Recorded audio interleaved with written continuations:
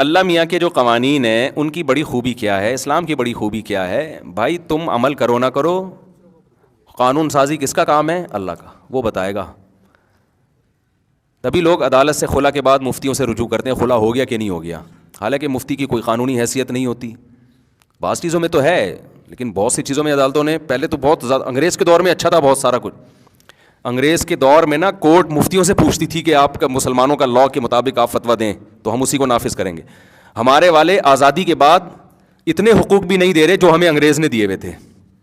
یہ عجیب بات آپ کو بتاؤں, پاکستان آزاد ہونے سے پہلے جو گوروں نے حقوق دیے ہوئے تھے نا مسلمانوں کو, ہم نے, ہمارے حکمرانوں نے اور ہم نے انگریزوں سے آزادی لے کے ایسی اس میں تبدیلیاں کی ہیں, ایسی تبدیلیاں کی ہیں کہ اس سے بھی گئے جو گورے کے دور میں تھا. فیملی لاز کے بارے میں خاص طور پہ, لیکن لیبل اس پہ کیا لگایا ہوا ہے؟ قرآن و سنت کا. تو پاکستان کا جو آئین ہے وہ اسلامی ہے کہ اسلام کے خلاف کوئی قانون نہیں بنے گا, اسی وجہ سے ہم اس کو اسلامی کنٹری کہتے ہیں. لیکن جو امپلیمنٹ ہے, عمل ہو رہا ہے, وہ اس کے بالکل اگینسٹ ہو رہا ہے.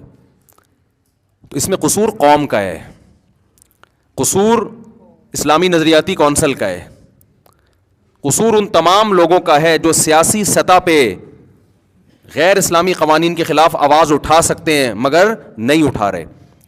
پاکستان کی مثال اس مسلمان کی ہے جو ہو تو مسلمان مگر پریکٹیکلی وہ اسلام کے حکام کو فالو نہیں کرتا. تو پریکٹیکلی اگر کوئی فالو نہیں کر رہا, اس بیس پہ کسی پہ مرتد اور غیر اسلامی ہونے کا فتویٰ نہیں لگایا جا سکتا. خوب سمجھ لیں, کیونکہ ہماری ان تقریروں سے کچھ لوگ غلط فائدہ اٹھا کے کہتے ہیں پاکستان دارالحرب ہے, اسلامی کنٹری نہیں ہے. آئین اسلامی ہے تو کنٹری اسلامی ہے, اس کا اطلاق نہیں ہو رہا.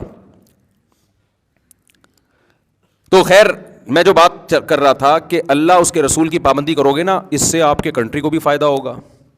آپ ایسے قانون بناؤ گے جس میں انسانیت کا 100% بھلا ہی ہے, کیونکہ اس میں انسانوں کی رائے کا دخل اور انسانوں کے ذاتی مفاد کا دخل نہیں ہوتا. تو اسلام نے شراب کو کیا کر دیا بھائی؟ حرام. حالانکہ اس وقت اگر الیکشن کروائے جاتے مدینہ میں, تو جب شراب حرام ہوئی ہے میجورٹی شراب کی عادی تھی, میجورٹی شراب کی عادی تھی. لیکن ایک قانون نازل ہوا آسمان سے, انما الخمر والمیسر والانصاب والازلام رجس. اے ایمان والو, جوا, شراب, یہ سب کیا ہے؟ ناپاک, پلید, چھوڑ دو اس کو. اسلام نے ہمیں غلام بنایا اللہ کا, ہم نے اللہ کے کہنے پر ہمارے صحابہ نے چھوڑ دیا, یہ سب کچھ ترک کر دیا. تو ایک بات خوب اچھی طرح سمجھ لو بھائی, گھروں کے اندر بھی جیسے ریاست میں جب تک اسلام نہیں ہوگا نا, پبلک کا فائدہ نہیں ہوگا. اللہ میاں نے سود کو حرام کر دیا, پبلک سے نہیں پوچھا. جو اس وقت بڑے بڑے سود خور سے, ان سے نہیں پوچھا, حالانکہ ان کے مفاد پہ زد پڑ رہی تھی. وَذَرُوا مَا بَقِيَ مِنَ الرِّبَا, جتنا سود اب باقی ہے چھوڑ دو اس کو. جو سود لیا کرتے تھے ان کو حکم دیا جو باقی ہے چھوڑ دو, بس اب تک جو ہونا تھا ہو گیا, آئندہ لینے کی اجازت نہیں, اپنا اصل رقم لے لو, اس سے زیادہ نہیں. ان کے مفاد پہ زد پڑی نا, فالو کیا بھائی, خدا کا حکم ہے, قانون بن گیا. وجہ کیا ہے کہ سود خور بیٹھے بیٹھے نوٹ چھاپ رہے. اب یہ تو سودی بینکوں میں کیا ہو رہا ہے, ان کا اپنا کوئی بزنس ہے؟ کتنا دیکھو یہودی شاطر دماغ نے کیسا مزے سے پیسہ کمایا. ایک دکان کھول کے بیٹھ گیا, دکان کھول کے بیٹھ گیا کہ آپ مجھے 1 کروڑ روپے قرضہ دو, اس پہ میں آپ کو 2 لاکھ روپے دوں گا. آپ نے لا کے اس کو قرضہ دیا, آپ نے اس کو بولا کہ تو مجھ سے 1 کروڑ روپے قرضہ لے, 4 لاکھ روپے لوں گا میں تجھ سے, ہے بھائی. اس کو 1 کروڑ پکڑایا اور ضمانتیں بھی رکھ لی کہ واپس کرے, ورنہ واپس نہ کرے تو اس کی فائلیں میرے پاس ہیں. اب جناب 4 لاکھ یہاں سے لیے, 2 اس کو پکڑائے, 2 پیڑے کھا رہا ہے بیٹھ کے کہ نہیں کھا رہا.